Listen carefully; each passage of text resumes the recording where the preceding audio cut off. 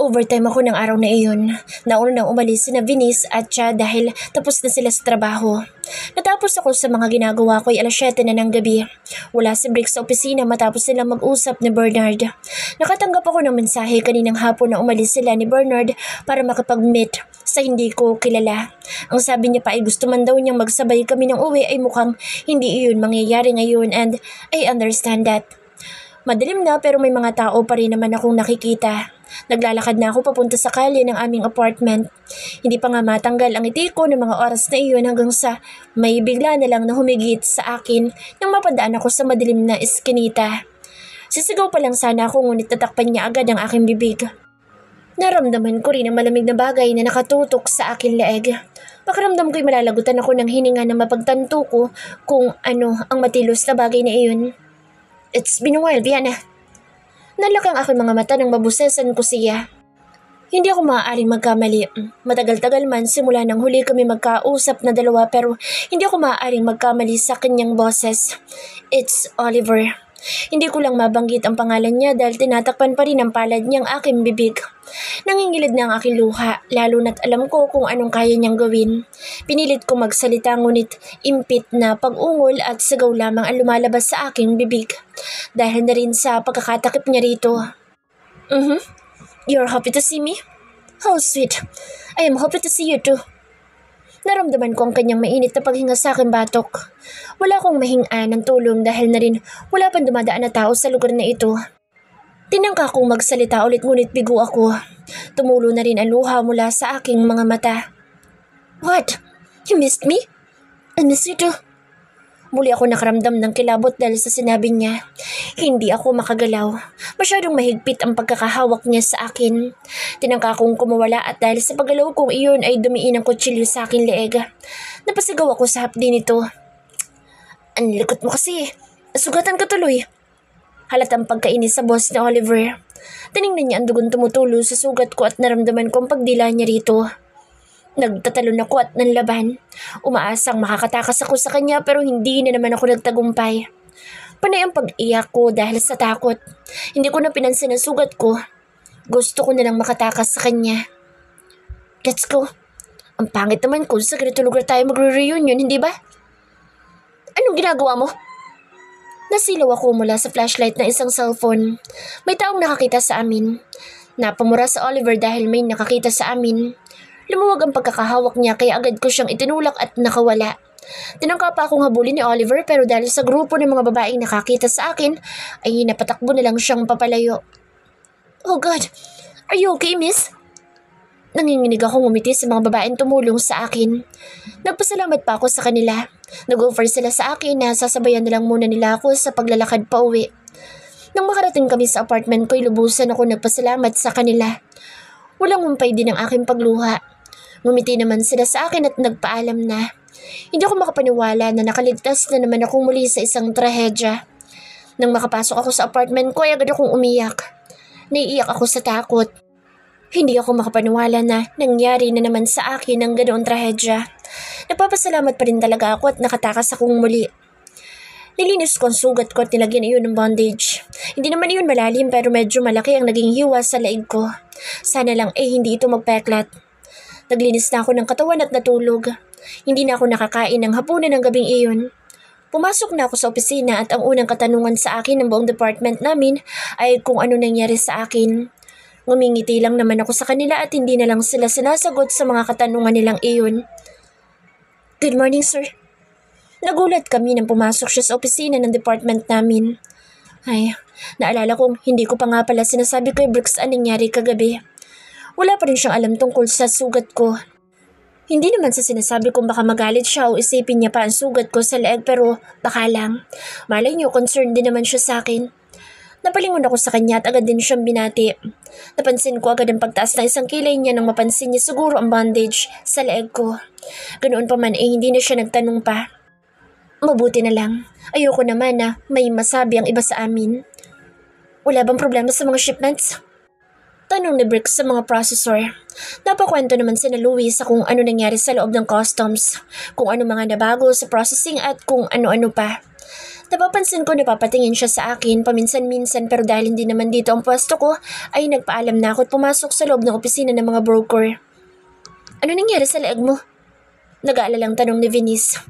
Napatingin din sa akin si Chad nang marinig niya ang komentong iyon ni Venice. Hello girl, sinong kumagat dyan? Natawa ako sa sinabi ni Chad. Alam ko naman na gusto niya lang akong patawanin. Okay lang ako. Matipid na sagot ko sa kanila at nagpunta na sa table ko. Ayoko namang mag-alala pa sila sa akin. Kakaupo ko pa lang at kaka-on ko pa lang ng aking computer ay agad nang sumilip sa pintuan ng opisina si Chris. Hinahanap ng mga mata niya kung nasan ako at nang makita ko ay tumigil sa akin ang titig niya. Vienna, tawag ka na sir. Pumunta ka raw sa opisina niya. Nanlaki ang aking mga mata sa sinabi niya. Iniisip ko pa kung ano maaaring dahilan bakit ako pinatatawag ni Briggs. Naglakad ako sa kinaroroonan ni Chris upang itanong sa kanya kung anong problema bago ako pumunta sa opisina ni Briggs. May problema ba sa mga shipments natin sa NAIA? Kung meron man, bakit hindi nila ako sinasabihan? Baka mamaya ay may problema na pala tapos wala man lang report sa akin. Wala. Ang sabi ko nga ay releasing na tayo mamaya. Baka naman may tatanong lang. Huminga ako na malalim at tumango kay Chris. Paalis na ako roon upang magpunta sa opisina ni Sir nang tawagin niya akong muli. Nilingon ko si Chris. Lumapit siyang muli sa akin upang magtanong kung may mga shipments pa ba raw ang NAIA. Tumango naman ako at sinabing hindi palang dumarating ang mga iyon. Matapos ko makapag-usap kay Chris ay agad na ako nagpunta sa opisina ni Briggs. Ngumiti si Becca sa akin nang mamataan ako at itinuro ang opisina ni Briggs. Tumango naman ako sa kanya at tumiretso na roon. Hindi ako mapakali at kinakabahan. Hindi mawala-wala sa aking isipan na maaaring may problema sa shipments namin kaya ako pinatatawag ngayon. Kumatok ako at pumasok na sa loob. Naabutan ko naman siyang nakaupo sa kanyang office chair. Huminga siya ng malalim at sinanyasan ako lumapit sa kanya. Ginawa ko naman iyon at naupo ako sa isang upuan sa tapat ng kanyang lamesa. Napapalunok ako dahil pakaramdam ko ay natutuyo ang aking lalamunan sa mga titig niyang iyon. Nilalaro ko lamang ang aking daliri habang naghihintay siyang magsalita. What happened to your neck? Napaangat ang aking tingin sa kanya na itanong niya ang tungkol doon. Kung kinakabahan ako kanina ay mas lalo lamang akong kinakabahan ngayon. Ha? Nagpanggap ako na para bang hindi ko naintindihan yung tanong niya. Napansin ko naman ang pagbabago sa kanyang ekspresyon. Malamig niya akong tinitigan. You heard me, Vienna. Don't make me repeat myself. At dahil alam ko seryoso na siya ay hindi ko na binalak pang magsinungaling sa kanya. Isa pa, bakit ko ba pagtatakpan sa Oliver? I saw Oliver last night. He did this to me. Nagulat ako nang padabog niya ibinagsak ang kanyang kamay sa lamesa. Napatingin ako kay Briggs at kitang-kita man ang pagpipigil niya ay bakas pa rin iyon sa kanyang muka. He's mad. Alam ko naman na hindi rin sinasadya ni Oliver na masugatan ako pero alam ko rin na kahit anong sabihin ko kay Briggs ay hindi niya iyon papakinggan. That dimwit can't stop telling you, huh? Dapat talaga pinatay ko na yun noon pa. Hindi man para sa akin ang mga salitang iyon ay kinabahan ako at nakaramdam ng takot. Tumayo si Briggs. Mabigat ang kanyang paghinga at kitang-kitang galit sa kanyang muka. Kinuha niya ang cellphone niya at may tinawagan siya mula rito. Wala naman akong ibang ginawa kung hindi hintayin lamang kung anong binabalak niyang gawin. Adam, pagtawag niya sa pangalan ng kausap niya. Make an arrangement tonight. Find that asshole Oliver Ramirez and kill him. Torture him. Burn him. I don't care. I just want him to die and be gone. Napatayo ako sa narinig ko mula kay Briggs. Nilapitan ko siya upang magprotesta. Alam ko naman na hindi tama ang ginawa ni Oliver pero sa tingin ko ay hindi niya kailangang mamatay. We can sue him and send him to jail but kill him? Parang hindi naman tama. Briggs, I don't think you need to go that far for me. Far? Pagputol niya sa akin sinasabi. Sarkastiko pa siyang tumawa na para bang isang malaking biro yung sinabi ko.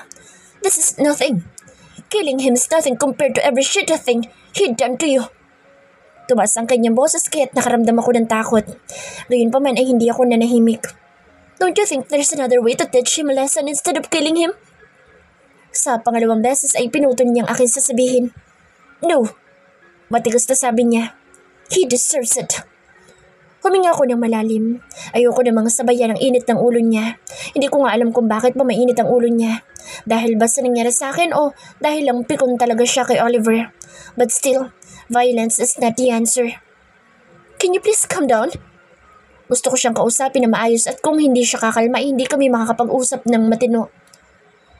down? Lumapit siya sa akin kaya't napaatras ako. Natumba ako at napaupo sa silyang kinauupuan ko kanina nang masanggi ko iyon. Nakita ni Briggs ang takot sa aking mukha kaya siguro huminga siya ng malalim at ipinikit ang kanyang mga mata. Nang tila kumalma kahit papaano ay lumapit siya sa akin and gently cupped my cheeks. He also put his forehead on mine. I'm sorry, but you can't expect me to calm down and treat him nicely after what happened to you. I'm sorry for frightening you, baby. Napakagat ako sa aking labi. Sa lahat ng sinabi niya, isang salita lang ang tumatak sa isipan ko. Did he just call me? Shit. Ramdam na ramdam ko ang pagwawala ng demonyo ko sa tiyan. Para bang nagkakaroon ng party ang mga iyon. Hindi ko maipaliwanag ang nararamdaman ko. Ang alam ko lang ay sobra-sobra yung nararamdaman ko ngayon. Sobrang kagalakan at kilig. Hinawakan ko ang kanyang pisngi at hinimas din iyon. Iminulat niya ang kanyang mga mata at binati siya ng mga ngiti sa aking labi. Inilapit ko ang labi ko sa kanya at marahan siyang hinalikan. Thank you for always worrying about me. At ang mga salitang iyon ang lumabas mula sa aking bibig. Hindi na ako nagtanong sa kung anong ginawa nila kay Briggs. Basta sinabi ko kay Briggs ay kung maaari huwag nilang patayin sa Oliver. May iba pa naman paraan para pagbayaran ni Oliver ang mga ginawa niya sa akin. Mabilis na tumakbo ang araw. May mga pagkakataon na sa kondo ko ni Briggs natutulog, lalo na't kung wala namang pasok kinabukasan. Palaisipan pa rin sa akin kung may iba pa ba siyang dinadalang babae dito maliban sa akin at hindi niya lang sinasabi. Bumuntong hininga ako. Ayoko rin namang alamin. Isa pa, kung sakali mang may ganoon ngang pangyayari ay wala naman ako magagawa. Hindi naman kami ni Briggs. Nandito ako sa kondo niya ngayon. Nakaupo lang ako sa couch habang suot ang kanyang t-shirt. Hindi naman sa wala akong damit na dala. Halos may mga gamit na nga ako rito. Sa dalas ko dito magpalipas ng gabi pero mas komportable akong suotin ang mga damit niya. Nilingon ko si Briggs na nasa harapan ng laptop niya sa may kitchen table niya. Nakaupo siya sa isang high chair habang may ginagawa. Napanguso naman ako dahil hindi ko siya maaaring abalahin. Mukha kasing importante yung ginagawa niya. Nilalaro ko lamang ang labi ko habang nanonood ng movie sa kanyang TV. Naririnig ko naman na may iba't ibang kinakausap si Briggs sa telepono. Okay, I'll be there later. May tatapusin na akong trabaho. Thanks, Adam. Si Briggs. Ngayon ko lang siya nakitang sobrang busy. Siguro sadyang marami siyang kailangang asikasuhin ngayon. Konektado kaya iyon sa mafia nila? Napatingin ako sa orasan ko at agad akong tumayo ng mapagtantong 2:00 na pala ng hapon. Kailangan ko na mag-ayos ng gamit. Mamayang gabi ay may usapan kami ni Elaine na sa apartment ko siya matutulog. Pumasok na ako sa kwarto ni Briggs upang maligo at makapagbihis. Inayos ko na ang bag ko nang pumasok siya sa loob nito at yakapin ako mula sa likod. Hindi kita maihatid. May kailangan akong puntahan. Miguel will drive you home, okay? Enjoy your sleepover with Elaine. Bulong niya sa akin tenga habang hinahalikan din iyon. Nginitaan ko siya, tinalikan niya naman ako sa pisngi. Nagpaalam na siya na mauuna na siyang umalis dahil nagmamadali din siya. Nakauwi na ako ng apartment at ilang sandali lang ay kumakatok na sa Elaine sa aking pinto. Walang ideya si Elaine sa kung anong namamagitan sa amin ni Briggs ngayon. Wala din naman akong balak na ipagsabi sa kahit na kanino. Bukod sa mas magandang itago na lang ay hindi ko rin naman alam ang isasagot kapag tinanong nila ako kung ano ba talaga kami. Busy ang buong araw ko nang sumapit ang Lunes. Marami akong shipment at bukod pa roon ay may kasamang smuggled goods dahil may opium poppies na paparating sina Briggs. Huminga ako ng malalim at tinapos ang lahat ng gawaing iyon. Bandang 1:00 nang makaalis ang mga processor dahil katatapos ko lang sa lahat ng mga dokumentong iyon. Nakakaloka. Makakalbo ata ako sa dami ng shipments ko ngayon linggo. Tapos ka na? Tanong ni Venice. Nakahinga na ako ng maluwag dahil sa tapos na nga akong mag-lodge. Bale, magmomonitor na lang ako ng mga shipments ko kung kailan sila magkakaroon ng final assessment at marirelease. Sana lang talaga walang maging problema. Monitoring na lang. Pero sa dami shipment ko ngayong linggo at sabay-sabay pan dumating kahapon, maluloko na ako. Buti nga hindi napupudpud ang kamay ni Sir kakapirma. Nakakapagbiro na ako ngayon. Kanina kasi hindi nila ako makausap at kung hindi pa nila ako binigyan ng pagkain ay hindi ako makakapag-lunch. Buti ka pa nga dumating na mga shipments mo. Sa akin, birthing pa. Hindi pa na-discharge. Diyos ko. Tapos yung manifest ay hindi pa accepted kaya hindi ako makapag-lodge. Mananakal ako ng shipping lines eh. Natawa naman kami kay Chad dahil sa inakto niya. Yung akin din, wala pa mga manifesto. Baka may zero system, kaya wala pang mga manifest ang mga shipments natin. Wika ni Venice habang nakahilumbaba. Buti na lang at hindi nangyari sa akin na maabutan na down ang system, kung hindi ay baka mabaliw na talaga ako. Binala ko na magpahinga na muna dahil nangangalay na ang likod ko sa sobrang dami kong ginawa kanina. Nang mapatingin ako sa aking cellphone dahil may tumatawag dito. Sinilip ko kung sino ang tumatawag at nakita ko si tita. Napakunot na naman ang aking noo. Bakit kaya siya tumatawag? May problema na naman kaya? Imposible namang may mga walang hiya na namang naniningil ng utang. Huminga ako ng malalim. Baka naman sasermonan lang ako dahil hindi na naman ako umuwi noong November 1. Nadalaw ko na naman kasi ang pamilya ko kaya hindi na ako nakipagsabayan sa ibang tao. Hello? Bate ko sa kabilang linya. Isang mabigat na paghinga ang sumalubong sa akin. Nagulat ako nang hindi boses ni tita ang narinig ko mula sa kabilang linya. Hello? Can I talk to Miss Vienna Miranda? Sobrang formal ng pagkakasabi niya nito. Sa hindi malamang dahilan ay kinabahan ako. Sino to at bakit boses ng lalaki? Speaking. Gusto ko na malaman kung ano nangyari. Kinidnap ba sila tita at manghihingi ng ransom ang lalaking ito? Tumayo ako para hindi ko maistorbo si Venice dahil sa ingay ko. Naglakad ako sa isang sulok na opisina, kaharap ang malaking glass window. Good afternoon, ma'am. This is from Victoria Municipal Police po. Gusto ko lang pong i-report sa inyo. Napatay na po ang tita niyo at ang pinsan ninyong si Mr. Daniel. Natagpuan po silang patay kaninang umaga na isang kapitbahay. Base po sa pagsusuri, ay pinagbabaril po sila kagabi. Nanlak ang aking mga mata sa narinig. Halos manlambot ang aking tuhod dahil sa ibinalitang iyon sa akin. Nahulog ang aking cellphone sa pagkakahawak ko at napaupo ako sa sahig. Kumapit ako sa maaari kong kapitan upang maging suporta sa pagtayo ngunit dala ng panghihina hindi ko magawang makatayo mula sa pagkakaupo. Hala, Vienna! Ano nangyari sa'yo? Agad na lumapit sa akin si Venice. Hindi ko naman magawang makapagsalita. Napatakip ako sa aking bibig at tahimik na umiyak. Nagbubuhol-buhol ang mga salita sa aking utak. Hindi ko alam kung anong dapat na maramdaman. Basta sa ngayon, sobra ang pighati at bigat ng loob ang nararamdaman ko. Ayokong umiyak ng malakas dahil ayoko makaagaw ng pansin. Ngunit habang tumatagal ay napapagtanto ko ang ibinalita sa akin ng isang pulis. Patay na si tita at si Daniel. Pinagbabaril sila kagabi at base sa sinabi ng pulis ay mukhang wala pa silang alam kung sino ang gumawa nito sa tiyahin ko at sa pinsan ko. Halos wala akong ibang marinig. Sarili kong paghikbi lamang ang naririnig ko. Naramdaman ko na lang na hinahagod na ni Venice ang likod ko. Tumutunog ang telepono ni Vienna. Ako din sasagot. Yun ang narinig ko kay Chad bago lumapit sa akin lamesa. Hindi ko pa rin magawang makatayo o makapagsalita. Gustong-gusto ko nang tumakbo papaalis para makauwi ako ng Laguna pero sobra ang panghihina ng katawan ko. Guys, papunta na raw dito sa sir sa opisina.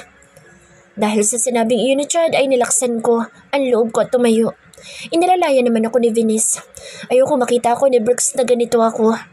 Hindi rin naman nagtagal matapos sabihin ni Chad iyon ay bumukas ka ang pintuan ng opisina. Sumara din naman iyon nang makapasok na si Brooks sa loob. Pinigilan ko ang humikbi. Nakatungo lamang naman ako dahil ayoko makita niyang namumugto ang aking mga mata dahil sa pag-iyak ko. Kanina pa ako tumatawag sa isang telepono rito. Bakit walang sumasagot? I thought something might happen kaya pumunta na ako ng personal. Malamig na pagkakasabi sa amin ni Brooks. Wala namang nagsalita. Hindi ako nagsalita. Vienna. Nang marinig ko iyon ay bahagyang gumalaw ang aking balikat dahil sa pagkabigla. Hindi ko alam kung dapat ba ako magsalita dahil tinawag niya ako. O wag na lang dahil alam ko sa oras na binuksan ko ang bibig ko ay ang paghikbi ko lamang ang maririnig niya. Sir, si Vienna po kasi. Hindi malaman ni Venice kung anong sasabihin kay Brooks. Hindi ko rin naman alam kung anong expression ang meron ngayon sa Brooks dahil simula nang dumating siya ay hindi pa ako tumitingin sa kanya. Venice and Chad, can you please leave us for a while? Halatamang nagdadalawang isip ang dalawa dahil ayaw nila akong bitawan ay wala na rin silang nagawa. Naiwan kami ng dalawa ni Brooks sa opisina. Hindi ko pa nga alam kung dapat bang isipin ko pa ang maaaring isipin sa amin na ibang tao. Baka bigyan ng ibang kahulugan ng mga katrabaho ko ang sitwasyon namin ngayong ito. Naramdaman ko sa aking pisngi ang kanyang mainit na kamay. Marahan niyang iniangat ang ulo ko para magtama ang aming paningin at nagulat siya nang makita kong umiiyak. What happened? Why are you crying? Nag-aalalang tanong niya sa akin. Hindi ko na napigilan ang sarili ko at lalo akong naiyak. Bakit nga kaya kapag may nagtatanong kung ano nangyari sa'yo o kung bakit ka umiiyak, parang lalo ka lamang maiiyak, no? Hindi ko rin alam ang sagot. Huminga ako ng malalim. Pinipilit na patigilin ang aking paghikbi. Tita. Walang humpay sa panginginig ang aking boses. Pakiramdam ko ngayon hindi niya naiintindihan ang sinabi ko. Ano nangyari sa kanila? Seryoso ngunit nag-aalala pa rin niyang tanong. Pinawi niya ang mga luhang patuloy sa pag-agos sa aking pisngi. Patay na Tita. Natagpuan silang patay kanina. Pinagbabaril daw. Hindi ko alam. Umiling ako. Pilit na itinatanggi ang nangyaring iyon. Nakita ko ang biglang pamumungay ng mga mata ni Briggs at maingat niya akong niyakap. Napahawa ako sa likod niya at halos magusot ko ang suot niyang damit dahil sa mahigpit kong pagkakahawak. Nang humuwalay siya sa yakap ay inayos niya nakasabog na buhok sa mukha ko at pinunasan ng mga natutuyong luha sa aking pisngi. Mag-half day ka na. Ihatid kita sa Laguna. Wag na. May trabaho ka rito eh. Magkukommute na lang ako. Sabi ko sa kanya. Humihikbi pa rin. Hindi man gusto ni Briggs ang sinabi ko hindi na rin naman niya ako kinontra pa. Naglakad na akong pabalik sa lamesa ko at inayos ang gamit ko. Papatulong na lang muna ako kina Chad at Venice upang i-monitor ang mga shipments ko dito. Nang makuha ko na ang bag ko ay naglakad na ulit ako papunta kay Briggs. Susunod agad ako sa'yo. Hinapos niyang muli ang pisngi ko. Umiling naman ako. Huwag na muna. Pagtuunan mo na lang muna ng pansin ang trabaho mo rito. I'll be fine. My voice almost cracks but I still managed to complete a sentence. Muli ay hindi nagustuhan ni Briggs ang sinabi ko pero hindi naman niya ako kinontra pa. He kissed my eyelids kaya't napapikit ako. Matapos yun ay lumabas na kami. Sinabi naman ni Venice na sila na daw munang bahala sa mga shipments ko. Nagpaalam na muna ako sa kanila at umalis. Ipinahatid pa ako ni Briggs hanggang labas ng building at sinabi sa driver niya na ihatid ako hanggang sa Buendia dahil hindi ako pumayag na hanggang Laguna ako ihatid. Call me when you get there. I will wait for your call, okay? Matipid akong umiti sa kanya tumango. Pumasok na ako sa loob ng kotse at umalis na. Nakarating ako sa Laguna at nadatnan ko na nakaburol na si Tita. Halos manlambot akong muli.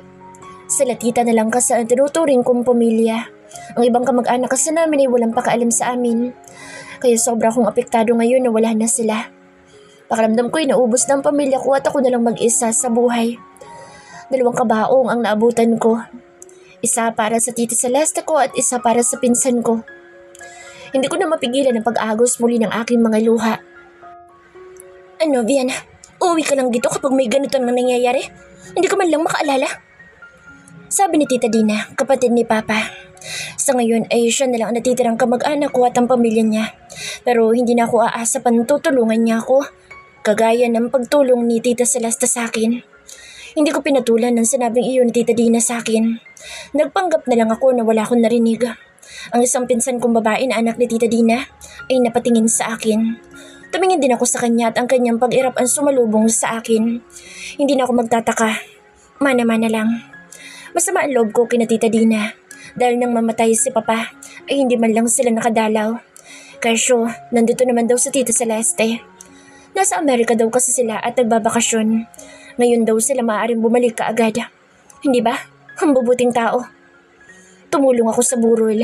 Gumastos din ako para wala silang maisumbat sa akin. Isa pa, bukal sa loob ko talagang asikasuhin ito para kina Tita. Dahil sila lamang ang nasa tabi ko nung walang-wala ako. Hindi lang talaga ako makapaniwala na sasapitin nila ito. Nakaupo lamang ako tulala. Hindi ko na nga mabati ang ibang bisita dahil wala ako sa sarili. Hoy! Nagangat ako ng tingin kay Serene, yung pinsan kong anak ni Tita Dina. Dahil sa pagtawag niya sa akin, kung walang lamay lang talaga at kung hindi ko mababastos si Tita Celeste at Daniel, ay papatulan ko ang matapobre niyang ugali. May mga tao sa labas. Mukhang mga kakilala mo, sabi ni Kuya Samuel. Anya, si Samuel naman ay ang lalaking anak ni Tita Dina. Sa kanila ay yun lamang ang magandang pakikitungo sa akin at ang asawa ni Tita. Pero ang mag-ina, kung sino pang kadugo mo ay siya pang magaspang ang ugali sa iyo. Magsasalita pa lang sana ako para magtanong kung sino nang pumasok na sila. Pinapasok na sila ni Tito. Napatayo agad ako sa aking kinaupaan nang makita ko ang mga vilyante. Kasama rin nila si Elaine. Diana! Agad ako nilapitan ni Elaine at niyakap. Halos maiyak na naman ako na makita ko sila. Hindi ko inaasahan na pupunta sila rito. Tumuwalay sa akin si Elaine. Kita ko naman ang pakikiramay niya. Napatingin ako kay Serene na panay ang paninitig sa mga lalaking vilyante. Inirapan ko siya dahil nakukuha niya pang gumanto sa oras ng lamay ni Natita. Nakikiramay kami, Viana, sabi ni Bernard, Avion at Hattie. Matipid naman ako ngumiti sa kanila. Gustong sumama ni na ate pero busy pa raw sila, kaya hindi nila magawang makaluwas kasama namin. Pero pinapasabi nilang condolences. Ani Bernard. Tumango ako at muling matipid na ngumiti sa kanila. Napatingin ako kay Briggs. Hindi siya nagsasalita. Halata man sa ekspresyon ng mukha niya na gustong-gusto niya ako lapitan ngunit hindi niya magawa dahil maraming taong nakatingin. Maraming mata ang nakatitig at hindi kami sigurado kung sino ba rito ang kalaban sa hindi. Brina wants to come but she's in the hospital right now so... Nanlaki ang aking mga mata sa narinig mula kay Briggs. Is she okay? Hindi ko rin naman mapigilan na mag-alala para kay Brina. Yes, she's fine. Don't worry. Nakahinga naman ako ng maluwag sa sinabi niya. Lumapit si Natita sa amin kaya wala akong nagawa kung hindi ang ipakilala si Natita sa mga vilyante. Halata namang tuwang-tuwa si Serene habang nakikipagkamay sa mga ito. Ipinikit ko na lang ang aking mga mata. Hindi na marunong rumispeto. Pati sa lamay ay dadalhin ng kalandian niya. Binigyan kami ng sariling pwesto. Naupo naman sila at dinalhan ko sila ng makakain. Naupo na rin naman ako sa pwesto kung nasaan sila. Ano nangyari? Nahuli na ba mga bumaril? Hindi na ako magtataka kung alam na nila ang tungkol doon. Baka nasabi na sa kanila ni Briggs. Hindi pa. Pinaghahanap pa rin kung sino ang gumawa. Wala kasing CCTV kaya sa palagay ko hindi magiging madali ang paghahanap. Malungkot na, sabi ko. Nakahawak lang ako sa isang baso at tinititigan na lang iyon. Nalaman ko na bukas na sila ng umaga luluwas kaya naman tinatanong ko sa Elaine kung saan siya matutulog. Ang sabi niya ay sa bahay na lang daw ni na Bernard dito sa Victoria. Naalala ko na may mansyon nga pala dito ang mga vilyante. Malalim na rin ang gabi na magdesisyon silang umuwi. Nagpaalam sila sa akin at tumango naman ako sa kanila. Pasakay na sila sa kanya-kanyang mga sasakyan nang mapatingin sila kay Briggs. Napatingin din ako kay Briggs na hindi pa umaalis sa tabi ko. Mamaya na ako uwi. Mauna na kayo. Nagkibit balikat na lang naman sina Bernard sa sinabi ni Briggs at hinayaan na sa Briggs dito. Napatingin ako sa kanya dahil sa sinabi niya. Tumingin siya sa akin at nang maiwan na kaming dalawa, ay walang pagdadalawang isip niya kung nilapitan at mahigpit na niyakap. Wala sana akong balak na matulog dahil iniisip ko na baka walang magbantay sa lamay pero sanabihan ako ni Samuel at ni Tito na matulog na lang daw muna ako at sila na magbabantay. Sinamahan naman ako ni Briggs sa aming bahay. Akala ko nga ay aalis na siya nang mapagtanto kong hanggang sa kwarto ay sinamahan niya ako. Hindi siya nagsasalita at nakasunod lang sa akin. Sinisigurado niyang maayos akong makakarating ng kwarto ko. Do you want me to stay? Tanong sa akin ni Briggs. Nilangon ko siya. Nangangapa sa kung anong dapat isagot sa kanya. Gusto ko siyang manatili dito pero ayoko naman na maging abala pa sa kanya. May pasok pa siya bukas at ako ay hindi na muna makakapasok sa opisina hanggang sa libing. Kailangan mo umalis na maaga bukas, hindi ba? Tumango siya sa sinabi ko't lumapit sa akin. Aalis na lang ako bukas na maaga para sa trabaho. But I can stay with you for tonight. Ayokong iwan ka mag-isa. Gusto ko ulit na maiyak sa ginagawa niya para sa akin. Suminghap ako upang hindi na muling maiyak at tumango. Nginitian ko siya. May dala ulit siyang pampalit na damit kaya't naglinis na kami ng katawan at inihanda ang sarili para matulog. Nakayakap ako sa kanya at ganoon din naman siya sa akin. Ang aking ulo'y nakapatong sa kanyang dibdib at nararamdaman ko ang paglalaro niya sa aking buhok. Hindi ako makatulog. Kahit anong pagpipilit ko sa sarili, hindi ko magawang tawagin ang antok ko. Konektado kaya ang mga taong pumatay sa pamilya ko at ang pumatay kina tita? Wala sa sarili kong tanong. Gumalaw si Briggs. Mukhang tumingin siya sa akin. Nagangat ako ng tingin sa kanya at hindi nga ako nagkamali na nakatingin na siya sa akin ngayon. Hindi pa natin alam. I will look into it. He assured me. Nagpasalamat naman ako sa kanya. Kampante ako na maaari niya nga ako matulungan. Ayoko maulit ang nangyari sa pamilya ko na hanggang ngayon hindi pa rin nakakamit ang hustisya. Dilat na dilat pa rin ang aking mga mata. Gustuin ko mang makatulog ay hindi ko magawa. Nararamdaman ko man na pagod ako dahil pakiramdam ko ay ang daming nangyari sa maghapon ay hindi ako madalaw-dalaw ng antok. Please, rest. Baka magkasakit ka kakaisip ng mga bagay-bagay. Let me handle everything here. Just do me a favor and take some rest. Anya, patuloy sa paglalaro ng aking buhok. Hindi ko alam kung anong oras ba ako nakatulog basta hindi rin naman nagtagal ay nakatulog na ako. Naging abala ko sa lamay hanggang sa libing ni na tita. Ganun pa man ay nairaos ko ito. Nakakalungkot lang na uwi ako sa bahay na hindi ko na makikita pa si na tita at si Daniel. So ano na Viana? Lalo ka nang hindi uuwi rito? Ni hindi mo man lang madalaw ang pamilya mo? Kami? Ni hindi mo man lang kami mabisita dito? Ay nako, hindi ko alam kung saan ka nagmanang bata ka. Pinipigilan ni Tito si Tita Dina sa kanyang pagsasalita. Si Samuel naman ay napapailing sa sinabi ng kanyang ina. Si Serene ay nakahalukip-kip at nagmamaldita na naman. Pamilya? Sa kanila ko pa maririnig ito. Nagpadala lang sila ng pera and that's it. Hindi naman namin kailangan ng pera nila dahil hindi naman iyon nakatulong.